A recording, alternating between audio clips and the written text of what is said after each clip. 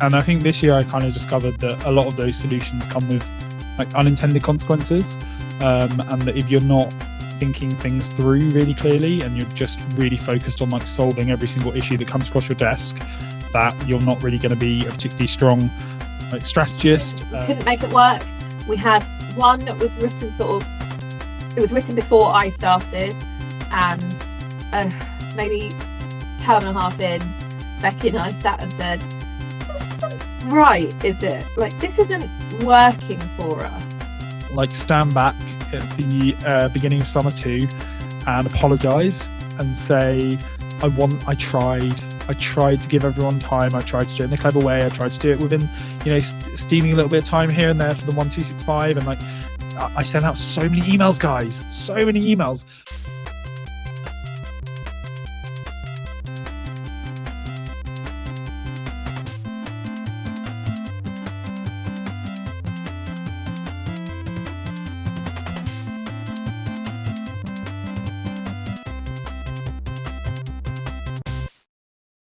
Welcome to Thinking Deeply About Primary Education, the podcast that makes time and space to think about pedagogy, teaching and learning, professional development, anything of interest to time-poor but enthusiasm-rich primary teachers. This week, Adam Smith and Shannen Doherty returned for what I hope will become an annual end-of-year reflection episode. Now, they've both just completed significant years in school leadership, so I asked them what they've learned, where they've had to hold their nerve, when they've realised they were wrong and needed to change course, and what they would go back and tell themselves at the beginning of the year. Now, along the way, we get into behaviour, communication, instructional coaching, pointless assessment systems, and the ghosts of leadership decisions that schools somehow continue following years after everybody's forgotten why they were introduced. Now, this is also the final episode before our new mini-series on behaviour that begins next Saturday, where we'll be looking properly at how schools understand behaviour, how teachers and leaders should respond when things become challenging, and what effective systems and support actually look like. Now, Spotify subscribers and Tier 3 supporters at ko-fi.com/TDAPE will receive the entire mini-series next Saturday, so you can listen to the whole thing without waiting for each episode to be released. And you'll also get access to our growing collection of subscriber-only episodes and other bonus material, while helping me maintain the podcast and keeping it independent and freely available every Saturday. Now, you can subscribe directly through Spotify or head over to ko-fi.com/TDAPE and choose Tier 3. So, without further ado, let's spend some time thinking deeply about primary education. Good to see you. How are you guys? Good. Very well, thank you. I love that we have to start the episode pretending we haven't just spoken to each other for 5 minutes. It's like when you listen to a podcast. Yeah. Now you know. Yeah. They've spoken to you. They've already said hello. Yeah, I'm really good. Like seeing behind the curtain. I had a full it's the first day of not being at school today. That is a weekday, so I went out and about in Norfolk and just saw so many parents dealing with their kids for the first of 6 weeks of it, and just thought, I'm so pleased that it's not me. So yeah. One of them threw a kiwi at another in Tesco in Fakenham, so and I didn't have to tell them off, which was just brilliant. Were you tempted though? No, I've done enough of that this year. So you guys have both finished really exciting years in leadership. So I thought we'd reflect on those years. This is the last of our almost reflection before we start a series on behaviour and turn our attention to 26, 27. Scary that you were saying that. And I suppose the first question is, what's the most important thing you've learned about leadership this year? Okay, I think for me it's that you can't solve every problem. Like I take a very I always want to be the guy who turns up and people come to you naturally with dozens of problems over the course of a week. It seems like kind of being a step down from the head teacher means that you are quite often the first port of call. You're slightly more accessible, and then that means the people are constantly coming into your office or catching in the corridor with things. And my inclination is to be like, well, okay, and the way we solve that is we do this and then we do that. And I think this year I kind of discovered that a lot of those solutions come with like unintended consequences, and that if you're not thinking things through really clearly and you're just really focused on like solving every single issue that comes across your desk, that you're not really going to be a particularly strong like strategist, and you're ultimately going to run yourself into the ground because you might solve a problem for one person and break it for another. Changing just a small thing like the way that our lunchtime rotas run, because you want to like address a problem that a midday supervisor has, can then throw out all your lunches for your teaching assistants, and then that means that your afternoon interventions are happening. And like that's just a small example.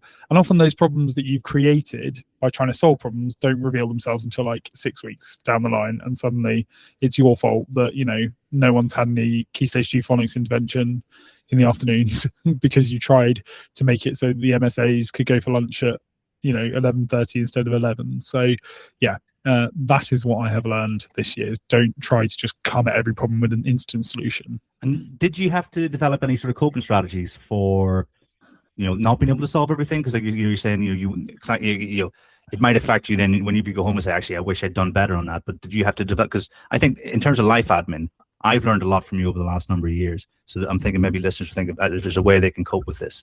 You may have already thought of it. I think you just have to, I've been in the post for a year and 2 terms now. And when I first arrived, I really wanted everyone to like me. I still like it when people like me. It's really nice. But people now trust me a little bit more, I think, and kind of know that I'm going to be in post for the long term, or at least longer than some leaders who've been in post already. So I'm now past the stage of doing the ultimate people pleasing of just like, yes, we'll fix that and fix this and we'll make everyone's lives easier and better just by my very presence. And now I can sort of explain to people, look, the reason this job is hard. It's not perfect. We can't solve everything, and the reason why we can't do what you want to do is because it has these consequences. The big one was teachers moving classrooms and transition. A lot of teachers would like to have stayed in their classrooms or swap classrooms around, or there was a lot of teachers, or a few teachers, who are moving from quite large classrooms to much smaller classrooms with the same number of children.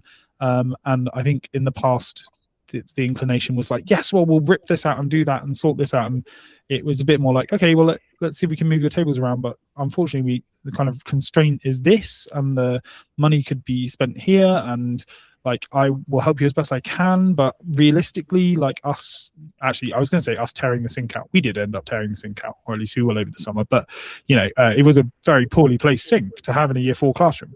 But there was in the example, the sink being torn out was not going to happen. So what do we say instead? And hopefully then people trust that, you won't make their lives easier and better in this way, but ultimately you'll be a bit more of a stable leadership presence. And and I guess in the process you make people kind of a little bit more resilient and independent as well. You're not constantly solving problems. I can definitely picture me at the start of the year when I started as a deputy head, wanting to fix everyone's problems, and then over the year kind of going, yeah, do you know what, I can't be everything to everyone all at once, and that's not good for anyone, me or them. Definitely can see why that is a big learn. For me, I think something about, if people aren't doing what you've asked them to do, or you think you've asked them to do, the problem is probably with you and the way that you've done it rather than them. And that it's probably something about a lack of clarity, or the system not being right for it to be done consistently, or the communication not being enough or good enough. If you think life as a class teacher is incredibly full on, and you have so much to juggle and so many plates to spin, and so much on your plate that is spinning, that you're going to miss certain things. So I think that for me, when I've been thinking about messages we need to give or changes we need to make, it's really about are the conditions there for this to go well? Is a system in place for people to be able to do this successfully? Is it clear enough when we're communicating it? Have we communicated it enough to the relevant people? And not the classic, we told them to do it, why aren't they doing it? Well, maybe because they're human. And just, that kind of clarity, consistency, kind of communication are quite key. I think I agree. I like to put myself in the shoes of the person who's not doing the thing you're expecting them to do, because how many times have you personally been given a bull plot task to do and then just thought, no one's going to follow up on this, that's fine, like, no one's paying attention, I can get away with not doing it or putting it off, or like, we do it all the time as leaders.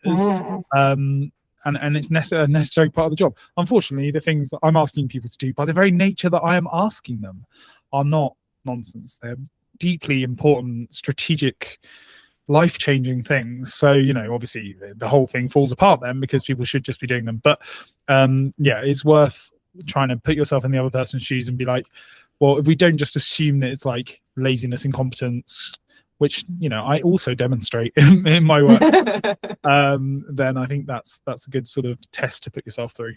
Assuming that it's not incompetence and it's not like a lack of willing is important, because it is likely that there's just a really obvious reason why it's not happening.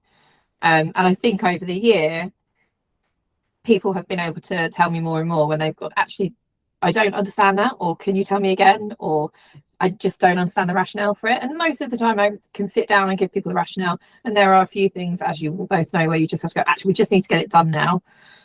And people understand that. Do you so you're talking about communicating better with people as well. Do you ever find that like the whole over communicate everything thing sort of slightly backfires at all? Because I think that we have tried to get much better at communication this year, and our sort of staff survey would suggest that we have managed that. But then I was sitting at a teacher's desk covering their class the other day, and they just happened to have their like email inbox open, and it was the middle of the afternoon, but SLT are out of class during that time. I obviously wasn't, but normally I would be. And the email inbox was like ping, like assemblies, strategy, this, new thing, fill out this form, make sure you've done your SEND support plans, like being sent at like 2:40 in the afternoon. And it made me really gave me a bit of a flashback to being a class teacher myself, but then also made me think, is over communication always the best way to do things? Like, is there not a way in which we should just communicate something once and then expect people to act on it? Yeah, I think that a lot of it is about the how you're communicating. So we're not a super like email heavy school. We use Teams more than emails. So my email inbox day to day is like a calendar invite or external companies trying to flog stuff. Every now and then it'll be like trust stuff. But we very rarely email each other. Wow, but Teams messages do pop up quite a lot. And we certainly have to think carefully about the timing and the time in the week or the time in the term. Is this the right time to communicate it? Just because it's popped into my head now doesn't mean it's necessarily the right time to send it. Presumably you've worked in email heavy schools, right? I mean, I'm in an email saturated environment. I get a lot of emails. How does Teams sorry, I know this is going off track, but I have to ask because I'm fascinated. How does Teams compare? So I think I'm more in control of what I consume that people are trying to communicate, whereas in emails, even if you've got it set up so that they go into certain channels and inboxes, you're still having to scroll. Whereas Teams, I'll just look at whichever chat I think is the one that I need to go, and I'll open that and I'll leave the rest unread, and I'll come to them when I have time. Okay, so last question about Teams, our Teams episode. How do can you search back through it? So email is basically I archive everything, and then I'll search like assembly rota or whatever it is, MPQ, blah blah blah. Like, is it searchable and you can find files and attachments and threads and stuff? Yeah, absolutely. So you can search all of your chats, or you can search the individual chat or the group that you've got. And things like assembly rows and stuff, everything is just saved on our on Teams, so everyone knows which folder to go to for everything, rather than having to look back for things. And the sort of £10,000 you receive as a Microsoft ambassador, going towards the wedding? Is it going towards a really nice holiday? Yeah. I've Upgrading invested in my an Alpha computer School shares. situation. No. Mm. We could do a whole episode on that. I mean, my immediate thought is that there are certain like social/etiquette conventions like that are entrenched in email communication to the point where you've also got the additional baggage of my head teacher hasn't said best wishes. Do they hate me now? And so you're processing that, but you've also got 4 or 5 extra unnecessary lines to read. Whereas in Teams, I you've hope you're just got well. a general chat conversation. So you're I think there's time saving in that. The only solution is to do what I do, which is sign off 90% of your emails with just your first initial, because it's really mysterious and it covers the range from like utterly furious to like completely fine and normal to like passive aggression. Imagine getting an email that just signed Covering off so A. many bases. That's all my emails just like A. A. Sounds great. A. Meet at 11. A. We'll Love be on it. playground A. It's my new thing. Well, I've done it for the last I year. mean, the fact that it's the indefinite article, other people going, where's the rest of the email? A what? I what? What? Adam, this I email should doesn't work. say, I should say that if there are things that we want people to be able to refer back to, we will email that. I mean, so like the inset plan for our inset for the start of term 1, I've sent in an email so that people can quickly go back to it. And because our emails aren't saturated, we can find things more easily. If it's just pinging things back and forth, we just Teams it. But then we do have a lot of Teams chats. Like we've got the all staff chat. There's one for teachers. There's one for office, me and the head teacher. There's one for our kind of ready to learn team, which is me, the head teacher, our Senko, and our behaviour mentor. We have a legacy. Speaking of like an all-staff chat, we've got a legacy from a previous leadership team where only SLT and the cover manager have the ability to send all-staff emails. Yeah, I've worked in schools like that. I didn't have the ability for the first like 3 weeks that I worked at my current school. It was a privilege that was granted to me. And so most of our whole school emails are like sent to our cover manager and then forwarded on to everyone. But yeah, it's you know, if you send out a whole school email, it's got to go through a certain sort of filter, although not maybe the most widely effective filter, judging by some of the ones we've had this year. But yeah, I also think it's worth thinking about the things that are worth a face-to-face conversation. I do think if you are in a school where you ping a lot of emails or you ping a lot of Teams messages or whatever platform you use, it doesn't have to be Microsoft, you know. You sometimes lose the good stuff about communicating face to face. And I've certainly stopped myself a couple of times by going, actually, this one isn't a Teams message. I might, you know, ping a message after our conversation, but some things should be face to face. I have a lot of face-to-face conversations, but I quite often ask for a follow-up email. Yeah. Because then I'll copy and paste that into my Notion notes for whatever thing it is. And yeah, like me and the head teacher were talking the other day about our PE provision next year, and he was like telling me a lot of information about the funding for it and what we managed to retain and what year groups it's going to be. It's great, sounds really good. Now you need to go and put that in like a 3-sentence email to me, please. And copy into my PE notes. Thank you. Yeah, I mean, schedule send has never been easier as well. People, I think lots of leaders need to learn how to do that, because if an email can't wait until 4 o'clock, go and see the person in their classroom and then schedule everything else.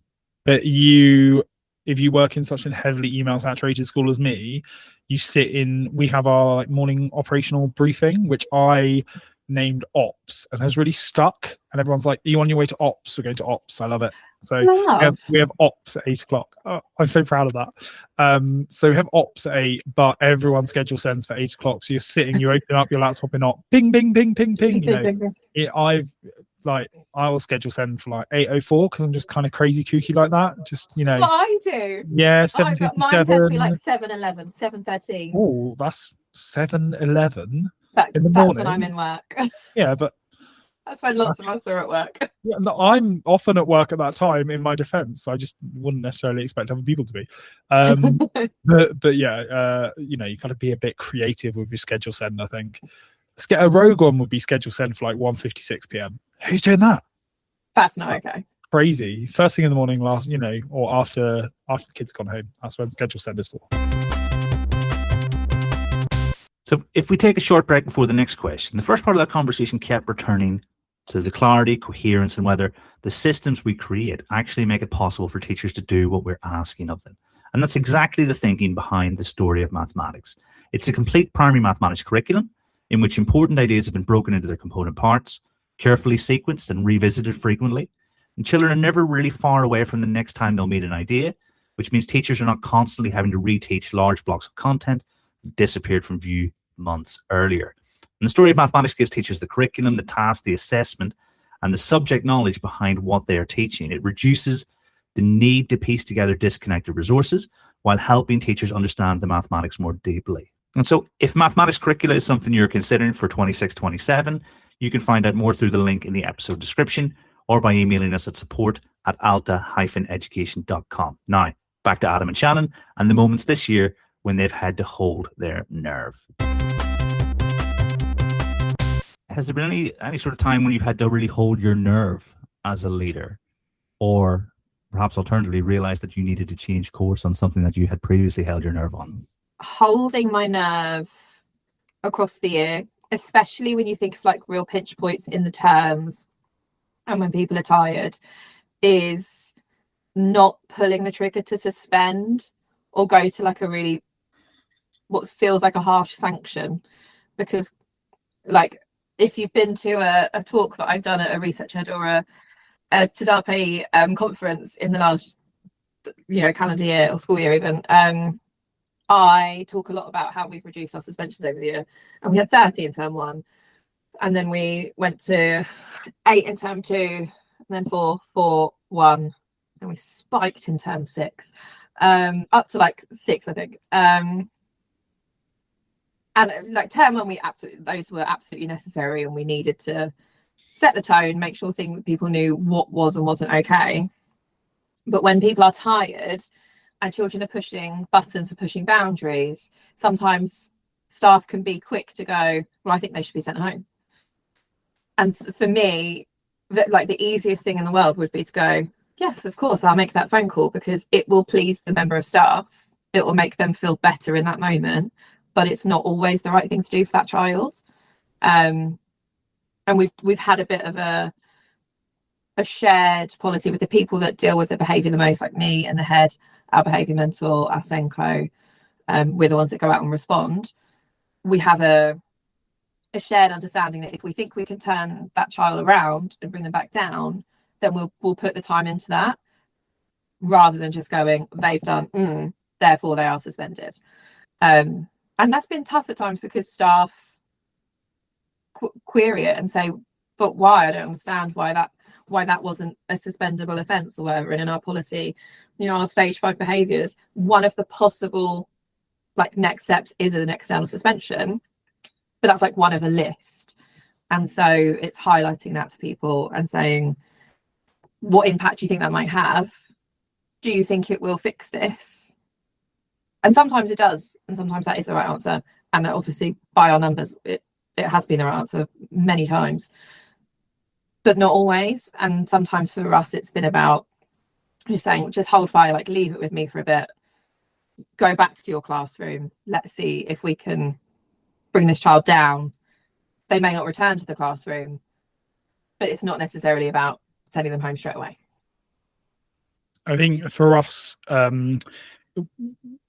it was a different situation when I started in post, but making it clear to teachers that just because we decide not to suspend, it doesn't mean the child's coming back into class necessarily that day or even the next day. It might be that they have an extended internal suspension, or that, we've remodeled our provision in the behaviour area, so it is more nurturing and it is more academic as well. There is some curricular elements going on there, which has meant that we're able to feel like we can have children out of class and not, it be a purely punitive thing. And that will be improved next year because we've been able to secure quite a lot of extra SEND funding. So there'll be even more provision, even more staffing.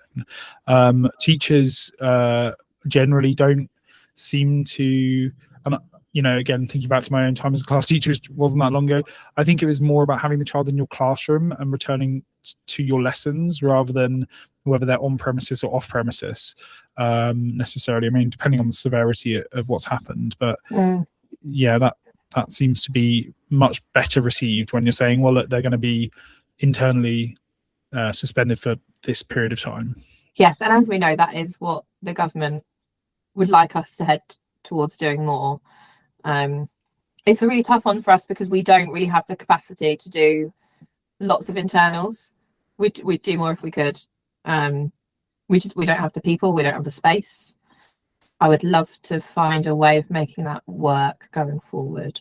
It requires quite a large behaviour team, and we're really fortunate to have a large physical behaviour space with 1, 2, 3, 4, 5, 6 rooms that we can utilise, sort of ranging from sort of office size space to one that's as large as a classroom. So, I mean, Kieran has been to our school, so he can visualise that we do not have anything like that. It makes it very tough. No, but I do think you've got really interesting systems in place. I mean, we're actually going to hopefully get to speak with Becky as well in the next couple of weeks about it's 3 days, isn't it? You've got almost like dangerous, disruptive, and I can always forget the third, delinquent. Destructive. Yes, those are our 3 Ds. That's kind of when you feel like it gets to one of those 3, call for help. Yeah, so I mean, I don't want to step on the toes of that interview because obviously you guys will be able to shed a lot of light on it. But I think you know, the thing about behaviour is that you draw your line in the sand, and as long as the children know where the line in the sand is, then that's when they feel safe. And so you guys are talking about, we're having these conversations. So suspension doesn't need to mean that's the line in the sand. It's just one of the possible options. As long as the kids are aware of it, it certainly seems to be having a positive effect. Because in year fluctuations, I think are like the equivalent of water weight. Where day to day it's going to be up, it's going to be down, but actually it's not 35 suspensions every term, which is huge. I think. Yeah, it's definitely having an impact. Holding my nerve. So we had Ofsted, the new framework, as you guys know, because I was in text contact all 3 days. It was, I don't know, it was dreadful. I didn't enjoy it. I would say actually the head teacher felt differently and did not enjoy it, but like thought it was an improved experience. Lots of people, it seems to be very like kind of Marmite, right? I mean, I really dislike the new frame, not necessarily the framework, but the way it was implemented. I didn't enjoy the inspection experience. My sort of the trust primary lead said at the time it was like one of the hardest inspections she'd ever seen. I felt like I was, on some days on the verge of having physical fights with inspectors over elements that they were trying to unpick in terms of what they saw in our school and how my own sort of self-image of our school as well. So that was all a very incredibly stressful experience. It came, I think, in spring 1. It feels like yesterday, but it's a long time ago now. Where I've had to hold my nerve is not allowing any kind of like allowing sounds very like authoritarian, not endorsing or kind of promoting any kind of backpedaling after Ofsted or laurel resting, or an idea that, so the school has been through a bit of like a miniature turnaround. It wasn't in like the best state when there was a bit of a change of leadership, which included myself. It wasn't in the worst state either, but it wasn't in the best place it's ever been. And like you could sort of look at things now in July of year 2, as it were, and say, yeah, things are, are all of the graphs that we did for our ICR and for Ofsted and whatever, they all of our suspensions going in the right direction, our results going in the right direction, our attendance is going in the right direction. It's really nice. And it holding nerve this year has been to say it's still really not good enough. Like we had a massive celebration in our ops meeting the other day when we found out that our SATs pass rate has gone up to 65% combined EXS. It's apart from 1 year, it is the highest in our school's modern history. It represents like above national average, which I just like grinning from ear to ear. If you knew the context of the school that I teach in and like coastal town with like one of the absolute highest levels of deprivation in the country, like to be above national average actually brings a tear to my eye. It's like having come from a school where we like got 100% SATs pass rate every year, to be celebrating 65 feels a bit weird, but it's a huge deal. And like the first thing out of everyone's mouth when we found out those results was like, next year it's got to have a 7 in front of it. Like, you know, next year when we get to a 7, that's when people come knocking going like, how do you do it? You got, you know, PP in the high 60s. How do you get your 7x whatever it is results? And that's where we want to be. We want to have people kind of emailing us and saying, cool, we had a look and saw, you know, you got 73% pass rate. So it's the same with attendance. It's gone up. It's fine. It's not at national average yet, but it's heading that way. It's the same with suspensions. They've gone down. They're actually a lot down on a sort of 5-year trend. Phonics is up. It's all lush and brilliant and great. And it'd be so nice to have an easy year for 26, 27 to just be like the chill one. You know, you sit back and you go, yeah, we put all these systems in place and it's brilliant. And like holding the line has just been like, no, we get 10% better every year. Some of us get 40% better because we're ECTs. You know, it's that constant drive for improvement, and trying to think about what the school's going to look like in like 2030 as well. We actually got 100th anniversary will be in 2029, so it's kind of like, what's this school going to look like at its 100th anniversary? And I think having that sort of long-term thought is going to be it's going to be the driver, rather than just like going through inspection cycles, results cycles, whatever it is. It can't just be purely dictated to, well, we've got 5 years until our next inspection, so, you know, let's chill out until we have to crack open the ISDR again. I think that's a really important point.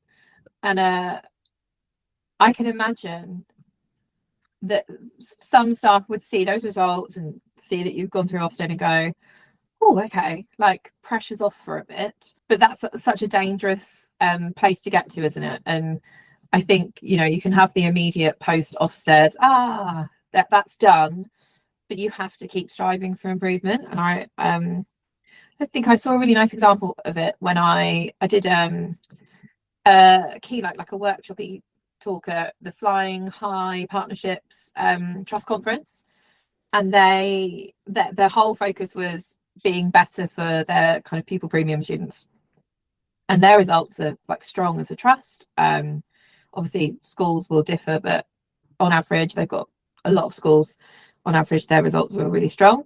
And I remember kind of making my slides, and one of their central team had sent over the figures, and I was going, God, dream of these results. But the fact that they were like, no, we're still going to keep pushing, because the gap between PP and non-PP was so big still, for them, they were like, it's just not good enough. We have to keep pushing on. We have to keep getting better.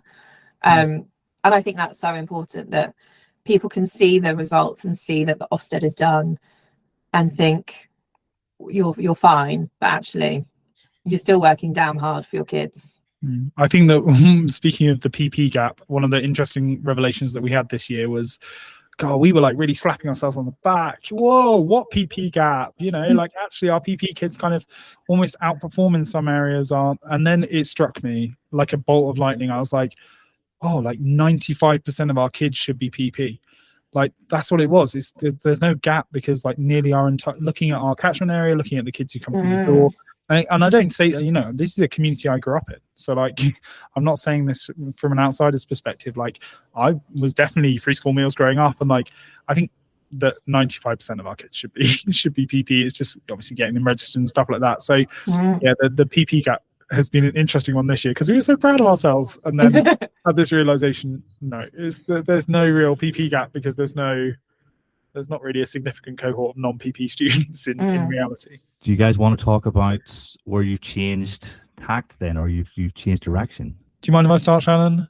Yeah, go for it. Yeah, mine's kind of embarrassing, because I had this I just had this moment inset last year. I had this line I said, and I was like, yeah, this is going to change everything. I'm going to say this line and people are going to absolutely abide by it. So it's instructional coaching, which was, you know, my big thing at inset last year. It was like, everyone gets this entitlement to instructional coaching.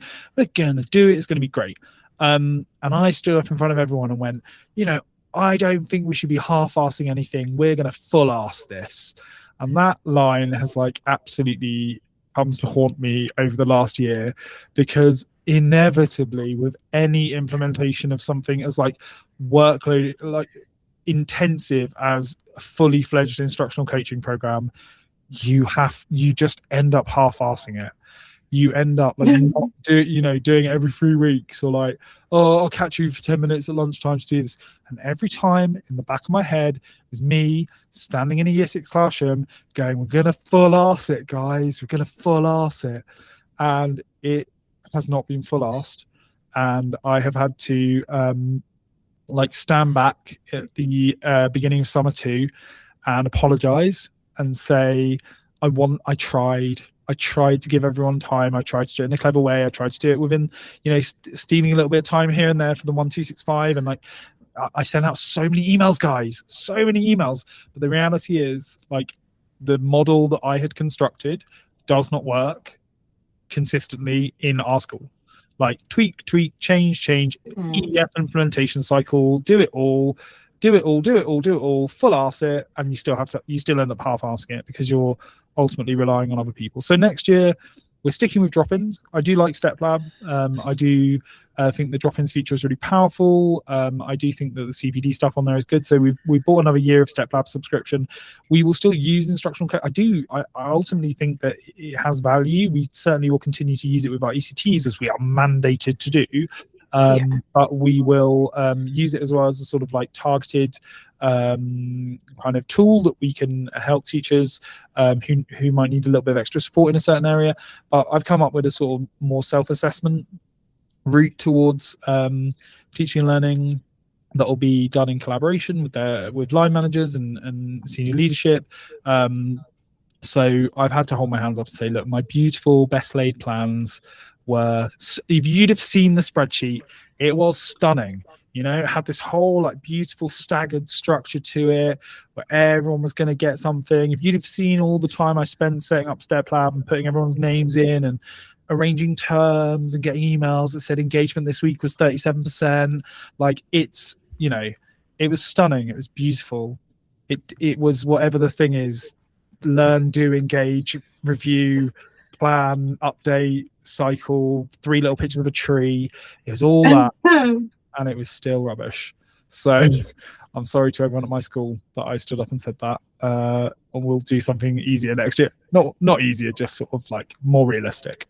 Don't think I can remember the last time that I cried laughing on Tadape. Don't know if I ever have. That is beautiful. I love that story so much, because my old role in my old trust was like, how do we make this work? And I think the answer is you can't. Not in that way, not in that way. It's really tough. And I think there's also a reason that secondary schools can make it work slightly more than primaries, because like they do have your free period that they can then use for coaching and stuff. And I'm not saying that as a blanket, all secondary school teachers have more time off than primaries do. But I don't know how any primary school really makes it work, and I would love to love to talk to someone who has made it work in like a small primary school. Because I came into this job as well thinking, I wonder if at any point I'll be able to roll out instructional coaching the way I've planned it in my head. And the answer is no, because you just don't have the time, the people. No one's got the capacity to do that in that way. But like there are great elements to it. It was like, I don't think I probably could have tried maybe 5% harder and I would have still failed. But I put a lot of time, energy, effort. I did all the steps, and there were beautiful plans, but it didn't work because there was no capacity, because it was the first thing to drop off people's to-do lists, and it was the first thing to drop off my to-do list, and I didn't model enough consistency, so I didn't feel like I could expect it from other people. And I would also love to hear from any schools that have implemented. I haven't given up on it. I still want to use it. But also the feedback was mixed as well. Like I sent in a email to Adam Boxer's podcast a while ago that was basically like, is instructional coaching, it was kind of like, how do we use instructional coaching with experienced teachers? And his response was like, don't. And I was like, Oh yeah, maybe we shouldn't. So we're trying, because we've got this year we will only have 2 ECTs on a quite a large staff. And we've got a lot of experienced teachers. We're really fortunate in that regard. A lot of really good experienced teachers. So we're trying something a little bit more like self-reflective this year, where teachers will kind of identify their own areas and still like use StepLab to record stuff. And recommend like little CPD bites for people on there, but not do the kind of full instructional coaching model, which does seem to be a lot more effective for novice teachers. Kieran, I would like to put in an episode request, like, I don't know, halfway through the year to hear about how it's going. Yeah, you need to find the only person in the country who has made instructional coaching work really consistently in a primary school. So, I mean, to be fair, we did speak to Scott Wells, but he was at a trust level talking about his use of StepLab. So maybe if I see if Scott, because I think he's actually moving to StepLab now, maybe if I see if any of his heads or his senior leaders will talk to me in the middle of the year, because, I think this is a reflection that, people need to hear, because, we're all massive fans, A, of StepLab, A, B, of instructional coaching as an idea, but we do talk to lots of people about how, even the research is littered. The road to instructional coaching is littered with research papers that show that implementation is the most difficult part. And so I'm trying to be more strategic and less seat of my pants structuring for TDAPA in 2027. So maybe we do term 3 will all be about instructional coaching. And that'll give me the autumn term to find a large number of people who've used a number of models, so that we're not just talking about one provider or one thing. But I think like even every conversation I've ever had with Lloyd is about do what's right for you guys, rather than, and I've never used instructional coaching capital I capital C, because there are definitely elements of coaching that are really effective, but once you start putting in timetables and things, I think you could have worked 15% harder on it, and I think you're going to hit the same sort of blockers that everyone does, don't you? I'm very keen to hear from people who've made it work, and made it work in like different size schools with different challenges. But that is for the 26-27 season of TDAPA. I'm looking forward to it. My example of change of course is so like silly in comparison, because yours is this like really big one where you said you were going to full ask something, and then but also like the power in you standing up and going, do you know what, guys? This didn't work. It was massive. The one I can think of, and I like there will be more than one, obviously, is to do with assessment. So on our like academy improvement plan at the start of the year, what I will say as well, our academy improvement plan, we were like the 3rd generation of it for the second half of the year, because we couldn't make it work. We had one that was written it was written before I started, and maybe term and a half in, Becky and I sat and said, this isn't right, is it? Like, this isn't working for us. So then we kind of rehashed it using what was there, and then we started again. And then we got together with MLT and went, this still isn't right, is it? And then we found a way of making it work for us. But one of the things that was on it at the start of the year was to do with assessment. And it was like quite a big assessment. It was about assessment for learning, but also about kind of stuff about foundation subjects and assessing those, which is, everyone's favourite thing, obviously. And I remember there was a day I was sat with, we had this external consultant, Stephen Horsley, like very smart man, really clever thinker, had worked with the school for the year before I joined, was part of the day for my interview day, like very ingrained in the school. And we sat together, and I was really excited to sit and work with him. And we came up with this thing that we both thought was really smart for assessing foundation subjects. And I won't go into the details of it, because like having given it a whirl, we all then realised that it was a madness, because we were creating more work for teachers. It didn't actually help anyone assess their foundation subjects, and it was just paperwork for paperwork's sake. It was just stupid, and it also didn't align with what we were putting on Insight. And so we had to just hit stop and say, do you know what, guys, we're not making those anymore. We asked you to make them like term by term for subjects. We're not doing that, because it was silly. It didn't help you. Like, we asked for feedback on it, it didn't help anyone, and we just had to say it's not right, we're not doing it anymore, it's not worth trying it for the whole year, because then we've created a whole year's worth of these assessment documents that no one is going to use. Like, we as leaders were like, I'm not going to go to this document to ask the children what they know when I do people voice. I'm just going to talk to them and like use my knowledge of what is in the curriculum and in our curriculum documents, not this assessment one. But it's things like that where we just said, this is stupid, we need to stop, and change the way that we thought we were going about it. And like, there'll probably be more examples, but that's the one that springs to mind. It must have been really hard to row back on something that you developed with someone who you really admire and who's really clever.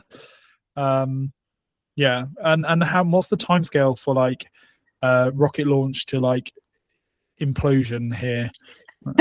So we started them. We came up with it like mid-term 1, and then term 2 we tried it, but it was a mixed bag.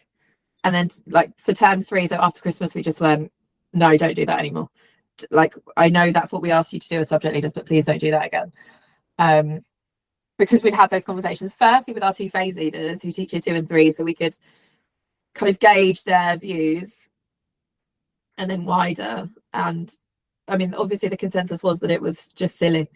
But you know, you think, oh, this is going to be so helpful for people, having it written down, almost like codified.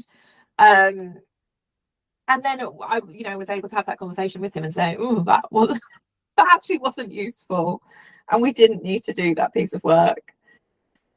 But at least we've gone through that process now, rather than thinking, oh, I wonder what we could do with that, and should we give that a whirl next year? We tried it short term and went, nah, it's not worth trying it for the whole year. But yeah, definitely hard to then go, oh, sorry, we asked you to do that. But it's a thing, it's a lesson as a leader as well, isn't it, to put your hands up and say, we didn't get that right. And some of you at the time were skeptical, and we just said, crack on. Yeah. But thank God we worked it out only a couple of terms in, and we didn't go the whole year and have now all of these pieces of paper for every unit of every subject that no one would use. Very hard to imagine myself as a subject leader in your school and not feel incredibly smug about that entire process, and be like, just kind of send the I absolutely told you this was complete nonsense email. It must have been a very, very like pleasing experience for all of the subject leads involved in this. It would have been. And there's like, I think the worst thing was that we'd had this conversation in MLT as well, to be like, let's give this a whirl. We were like, okay, let's try it. And then I think it was one of our phase leaders, who is, Kieran has worked with him with maths. He's brilliant, and he's very like dry, deadpan. He's a wonderful person, but he was like, yeah, no, it's BS. Like, okay. I'm trying to work out if MLT stands for medium leadership team. What is MLT? Middle. Okay. I just thought, because it had to include senior leaders as well. Medium leadership team. Yeah, just sit in between. Yeah. And do you know what? I lead on a couple of subjects. When I was making them for mine, I was like, I don't know if this is helping anyone. But you learn these things. Yeah. And at least you didn't keep going with it when you realized it was BS. Absolutely. I mean, that's the important thing, is to just hold your hands up and say, nope, do you know what? And also, like, to clearly communicate the end of doing something. Yeah. The one thing that I have had to tackle head on in my current school is what I call ghosts. So there are a hell of a lot of ghosts of like a ghost that I not recently came across. I've always been vaguely aware of it, but I'm starting to tackle it now. Is that we write a paragraph in every wider curriculum lesson. Like from year 2 upwards, we write a paragraph in every wider curriculum lesson. And you know, like I was saying, who has asked you to do that? That is bonkers. Like, these lessons are an hour long. You want year 3 children writing a paragraph when you're also trying to get them to understand like Peloponnesian Wars. Like, you are mad, in the nicest way possible. And I love and respect you, and I enjoy working with you. But this is a terrible idea. Still mad. It's still mad. Like, you might do a paragraph after 4 lessons of planning said paragraph. Anyway, it turns out someone had said that in 2014, and like it had just lived on forever because leadership changes, and when leadership changes, their ideas remain in place, but no one is around to say, for God's sake, stop writing a paragraph in every single wider curriculum lesson. By which I mean stop copying the teacher modeled paragraph in a lot of your wider curriculum. Like, it was not a good thing, and we've identified it with sort of fixing it. Teachers are quite relieved because you know that's a crazy thing to be trying to do even in year 5 with kids, and I could probably name like 10 things that I've identified this year as ghosts that should have been killed off, but unfortunately are still haunting the sort of collective psyche of our teaching staff 5 years after they were last mentioned by a member of SLT. Which I guess is also a side effect from mandating a lot of things and having a very, very like systems heavy approach to teaching and learning, which I don't, you know, I personally have quite a systems heavy approach, but just something to be conscious of. Like, if you're going to bring something in, you need to clear out, you need to sort of review it publicly and say, we are still doing this, or we are no longer doing this. Because if it was my school, I can guarantee you that our absolutely gorgeous, incredible, wonderful, amazing geography lead or history lead would still be doing those charts like 6 years after you had last looked at one. And they would be diligently updating them, you know, every single, you know, PPA they had. And you'd be like, oh my God, do you still do your BRBD charts? Like, wow. Because I thought I said that we were going to stop doing those in like 2023, but yeah. And then that's tears at bedtime, isn't it? When you don't kill them. Isn't it just? Oh, that's such. I love the name Ghost, and I wish that at the start of the year I had written a list and like kept track of them, because there are certainly things that, and like as a new person coming in, and Becky, was Becky's 3rd year at the school, so she did a year as interim. And then she did a year as head before I joined, and then a year with me.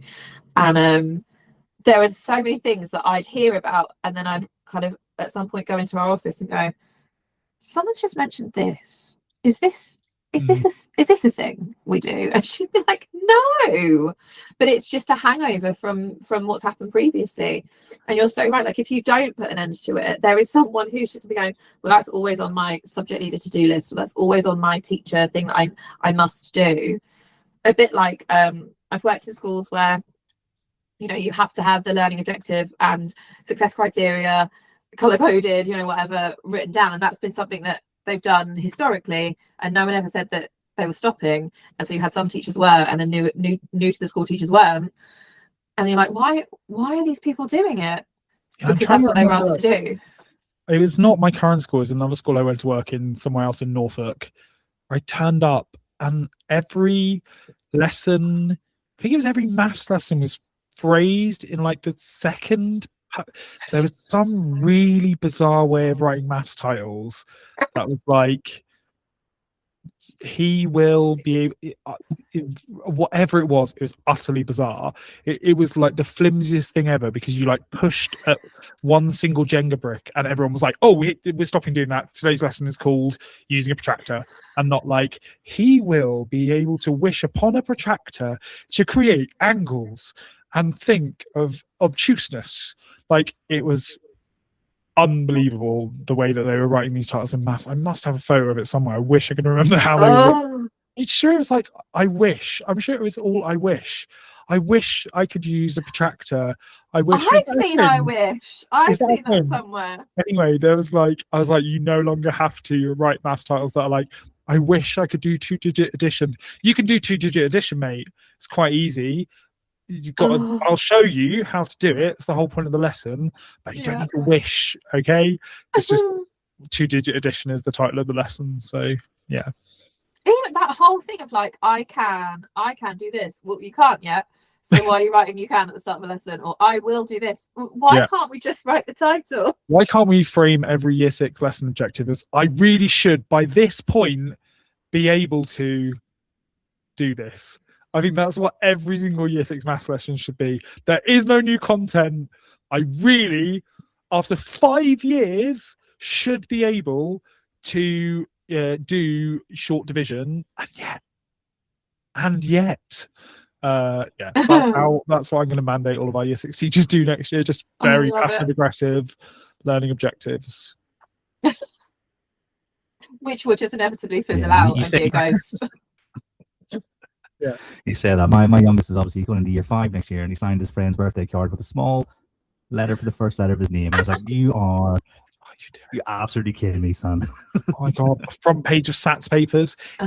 Oh, the school's name has capital letters on every word, and it was the same on the GPS paper as it is on maths paper 3. And you see this little slip of paper we've given you, and how it's written on the whiteboard and on the front of the school and on your blazer. They're just, darling, it's just a capital G there, mate. Capital G. Okay, you put lowercase g. So, and also you do have a middle name. I know you keep telling me you don't have a middle name, but you see there it says that's your middle name. You need to write it on the paper. Just. Have you ever had a child who's made up their middle name and they've been like, my middle name is Rocky, and you're like, it's not. It's Thomas. We have it on the system. We had a child last year who was utterly insistent that their first name and their surnames were the wrong way around.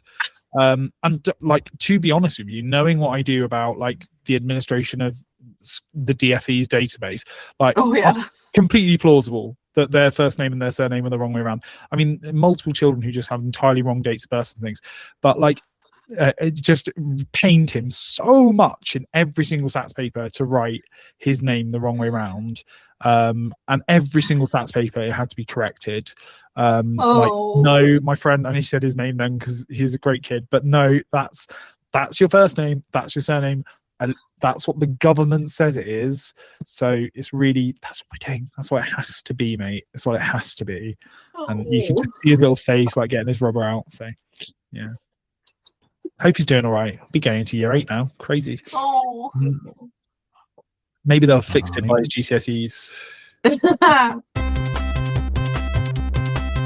So the purpose of assessment is not to produce another spreadsheet, another folder full of evidence, or one of Adam's ghosts that teachers are still updating 6 years after the person who introduced it has left. Assessment should tell us what pupils know, where their understanding is insecure, and what they need to do next. Now, ACEL Pro begins with a diagnostic assessment and then provides each pupil with practice matched to what they need. And as they work, it builds a clear picture of the strengths, gaps, misconceptions, giving teachers and leaders information they can actually use without creating another mountain of marking or paperwork. It can be used with pupils from year 2 to year 9, and we're currently arranging pilots with schools, trusts, and local authorities with a keen interest in making sure that the assessment and the feedback that comes from it is as precise and helpful as possible. Now, again, there's a link in the episode description where you can find out more. Now, one final question for Adam and Shannon. This has been an absolutely fantastic reflections episode. I mean, I think you guys probably have established yourselves as the final episode of the academic year will have to be you guys from now on, as long as you're available. But if there's one thing you go back and tell yourself, like one sentence to round us off, one thing you go back, you tell yourself, you've got time for one sentence to tell yourself in September, what would it be?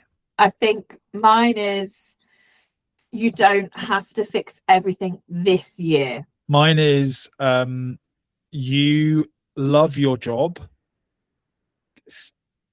Just do your job for a whole year, and then another year, and then probably another one after that.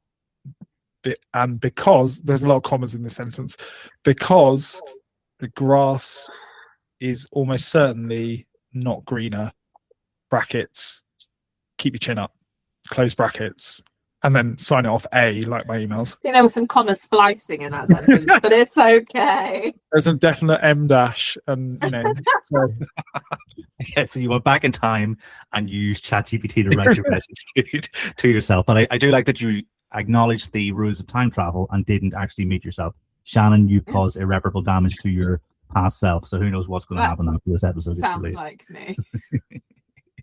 Well, I mean, it's been fantastic, guys. Like I said, I went to see Flaming Lips, with pretty fragile coming into the recording, but this has definitely cheered me up no end. So all I said to do is say thank you very much for joining me. Thank you very much, Adam. Thank you, Kieran. Oh, and Shannon. Thank you, Kieran and Shannon. Thank you, Shannon. Thank you, Kieran and Adam. And everyone at home, until next time, have a lovely summer and thanks for listening.